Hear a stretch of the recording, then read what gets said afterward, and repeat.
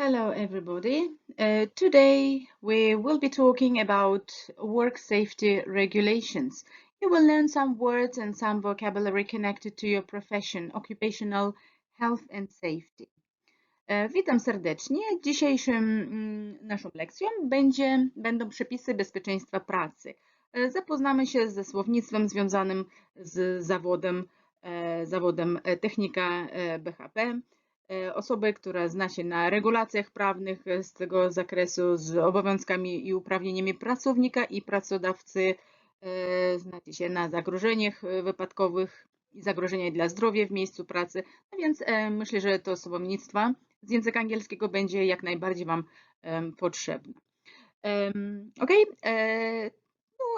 temat Work Safety Regulations, Occupational Health and Safety. Tak? Jeśli chodzi o słowa zawodowe, tak? Na słowo zawód jest dużo słów, profession, tak? Ale jeśli na przykład bierzemy słowo zawodówka, tak? Szkoła zawodowa, jak powiemy, occupational school, tak? Także pierwsze słowo na dzisiaj occupational health and safety, tak? Jeśli chodzi o oznaki powiadomienia, z punktu widzenia językowego utworzone są w trybie rozkazującym, ok? Czyli the imperative, tryb rozkazujący. Notices and signs, both in workplace and in home environment, are usually written in the imperative. Powiadomienia i znaki zarówno w miejscu pracy, jak i w środowisku domowym są zwykle zapisywane w trybie rozkazującym. The imperative is a grammatical mood used for giving orders and instructions. No, co to znaczy tryb rozkazujący? To jest tryb gramatyczny, który jest używany do wydawania poleceń, rozkazów i instrukcji. Okay? Imperative statement with the word must inform you about action you may need to take to stay safe. Imperatyw, czyli zdanie nakazowe ze słowem must informują nas o działaniach, które mogą być konieczne do zachowania bezpieczeństwa. Specific protection must be given to individuals, children and women especially. Przykład, tak? Szczególną ochronę należy zapewnić osobom, musi być zapewniona osobom, zwłaszcza dzieciom i kobietom. Zdanie, imperative statements with the word do not or must not inform you about danger and risky situations. As an example, you must not run in the corridor. Zdanie rozkazujące ze słowem do not, nie, tak? Must not, nie można, informują lub mogą informować o niebezpiecznych i ryzykownych sytuacjach, na przykład nie wolno biegać po korytarzach. Okay. Notices and signs. In your workplace, you will likely encounter warning signs and notices. Red warning signs warn you about things you must not do, you mustn't do. Blue warning signs remind you about things you need to do to stay safe. Yellow warning signs warn you about danger. Green warning signs help you get out of danger. W swoim miejscu pracy prawdopodobnie spotkacie znaki ostrzegawcze i powiadomienia. Czerwone znaki ostrzegawcze ostrzegają o rzeczach, których nie wolno robić. Niebieskie znaki ostrzegawcze przypominają o rzeczach, które musisz zrobić, aby zachować bezpieczeństwo. Żółte znaki ostrzegawcze ostrzegają przed niebezpieczeństwem, no i zielone znaki ostrzegają, znaki ostrzegawcze zielone pomogą się wydostać się z niebezpieczeństwa. Ok, dopasuj odpowiednie wyrażenie do znaków. Fire extinguisher, wear gloves, keep out, don't run, meeting point, ear protection. Mamy tu 6 znaków i proszę dopasować odpowiednie wyrażenie. No przede wszystkim trzeba znać tłumaczenie. Większość z Was prawdopodobnie nie sprawi to kłopotów, ale są osoby początkujące i spróbujemy najpierw przetłumaczyć wyrażenie. fire extinguisher, gaśnica. Wear gloves, noś rękawiczki. Keep out, trzymaj się z daleka. Don't run, nie biegaj. Meeting point, miejsce zbiórki. Ear protection, ochrona uszu. No i teraz bez problemów znajdziemy odpowiednie miejsce dla każdego znaka. Dla każdego podpisu. Ok? Keep out, ear protection, meeting point, wear gloves, don't run, fire extinguisher. Okay? Okay. Reading activity. Now we will learn some vocabulary. Do you know the meaning of these words? Precaution, precaution. Ensure, ensure. Insurance, insurance. Risk, risk. Adequate, adequate. Responsible, responsible. Harm, harm. Enforce, enforce. Injury, injury. Protective, protective. Incident, incident. Risk assessment, risk assessment. Ok? No, ciekawa jestem, ilu z Was zna ile słów. Czy są tacy, którzy znają wszystko? Potrafię przetłumaczyć. Oczywiście, że wiele więcej słów nam będą potrzebne. Niektóre słówka właśnie wzięłam, dodałam do słowniczka. Tak? To jest nasz słowniczek. No, niektóre słówka już spotkaliśmy, niektóre po raz pierwszy. Precaution, precaution, środek ostrożności. Insure, ensure, zapewniać. Insurance, insurance, ubezpieczenie. Risk, ryzyko. Adequate, odpowiedni. Responsible, odpowiedzialny. Provide, zapewnić bądź dostarczyć. Occupational, zawodowe. Harm, uszkodzenie, szkody. Enforce, wdrażać, egzekwować. Injury, uraz. Protective, ochronny.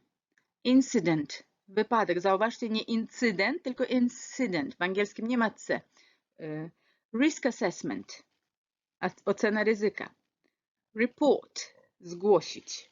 Hazard, ryzyko bądź niebezpieczeństwo. Tak? No, zapoznaliśmy się z słownictwem i teraz mamy zadanie z czytaniem. Mamy tekst i spróbujemy jego przeczytać. Reading activity. Read the text. Health and safety law. What you need to know. All workers in the UK have a right to work in places where risks to their health and safety are properly controlled.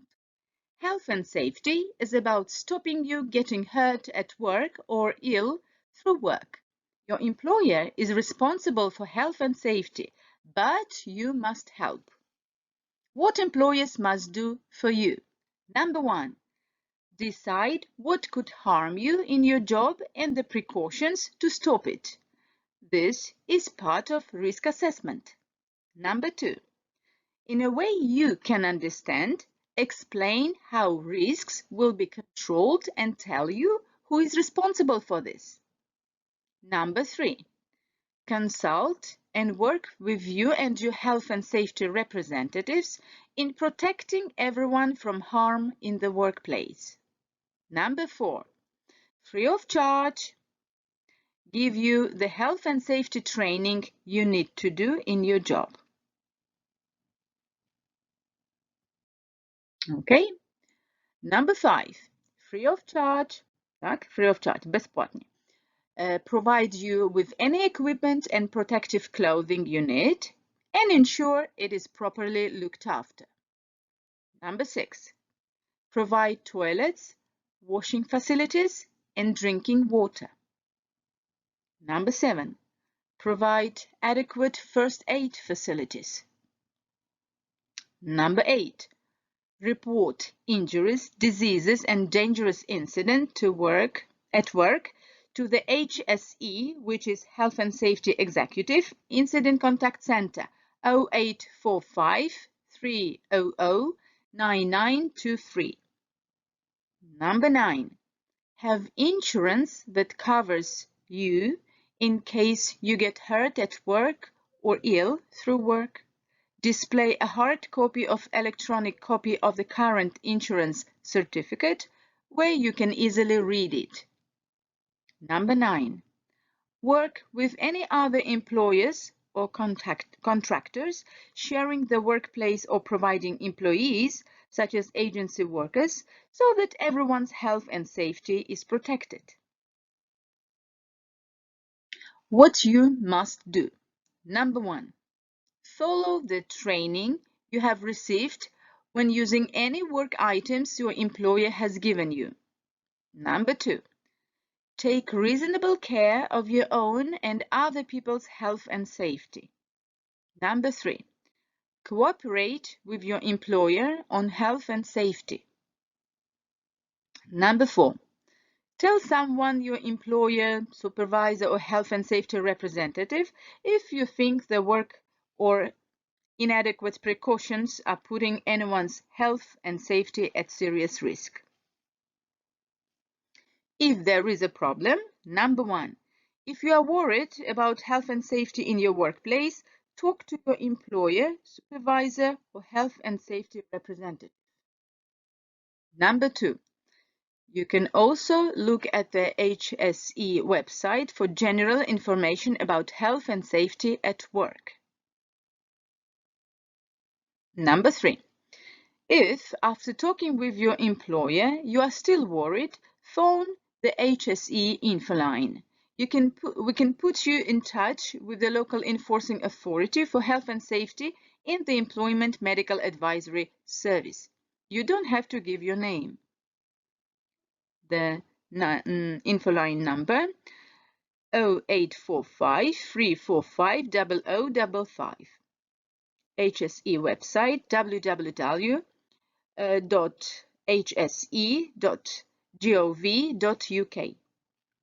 Fire safety. You can get advice on fire safety from the Fire and Rescue Services or your workplace fire officer. Employment rights. You can find out more about your employment rights at www.gov.uk.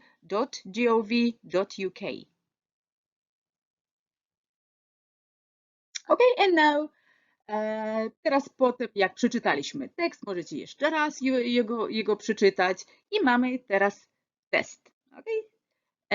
A, B, C, czyli w tym momencie true, false albo nie ma informacji. Okay? Question number 1. True or false? Employers have sole responsibility for protecting employees from harm in the workplace.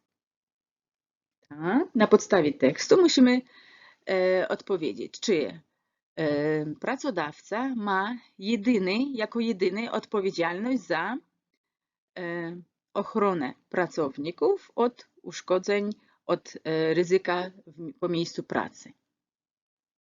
Ok? Odpowiedź. The answer is false. Nie. You must also cooperate. My też mamy swoją odpowiedzialność. Question number 2. Which of these things is your employer not obliged to provide you with? A. Refreshment facilities. B. Toilets. C. First aid. Czyli które z tych rzeczy pracodawca nie ma obowiązku Wam zapewnić? No, słowa first aid, pierwsza pomoc, toaleta i refreshment facilities, to jest miejsce, gdzie my możemy spożywać posiłki. Ok, oczywiście, że the refreshment facilities are not the responsibility of the... On może być, ale nie musi być, tak? Question number 3. Who is responsible for reporting any incidents you have at work to HSE? You, your employer, or both your employer and you. Kto jest odpowiedzialny, żeby zgłosić, tak? Report, zgłosić wypadek, który miał miejsce w miejscu pracy do HSE, w naszym wypadku, w przypadku Polski to jest do Państwowej Inspekcji Pracy. You, ty, wasz pracodawca, czy oba?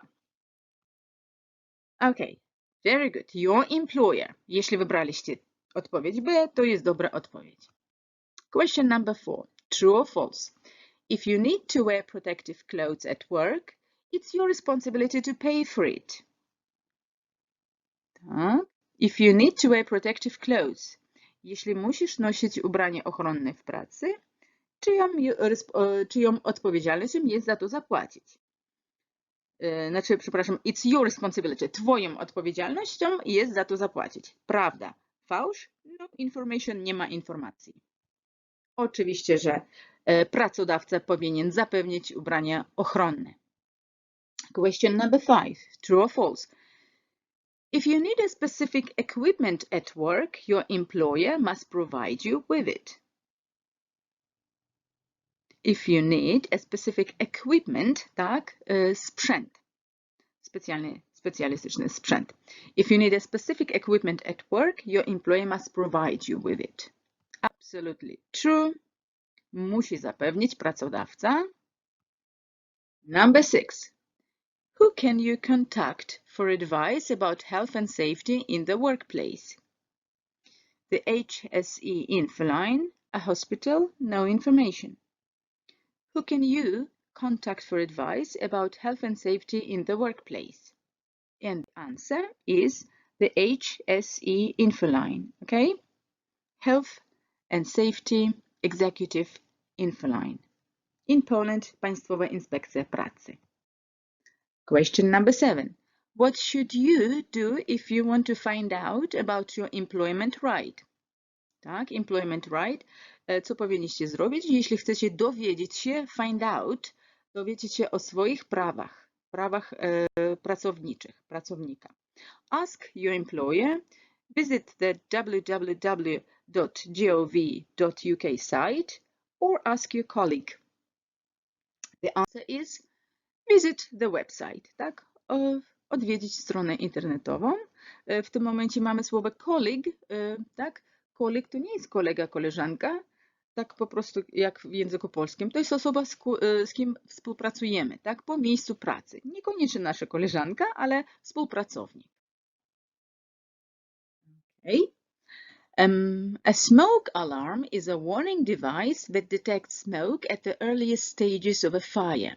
If there is a fire somewhere in your home or at work, it sounds a piercing alarm to warn you and give you time to escape. What synonym could replace the word piercing? Gentle, loud, rhythmic. Tak? Jeśli ktoś nie zrozumiał polecenia, tak, na tle tym błękitnym, to przetłumaczę. Alarm przeciwpożarowy to urządzenie ostrzegające, które wykrywa dym na najwcześniejszych etapach pożaru. Jeśli gdzieś w domu lub w pracy jest pożar, rozlega się, i tutaj pytanie brzmi, co to znaczy piercing, tak? Rozlega się alarm, który ostrzega cię i daje czas na ucieczkę. Co może być synonimem słowa piercing? Tak? Odpowiedź jest loud, tak? Samo słowo piercing oznacza przeszywający alarm, czyli taki mocny. Samo słowo piercing to jest tak, jak my mamy słowo piercing, uszy na przykład, tak? Co robimy? Nawet po polsku nawet nie musimy przetłumaczyć. My mamy piercing. Tak. Ionization alarms are the cheapest and most readily available on the market.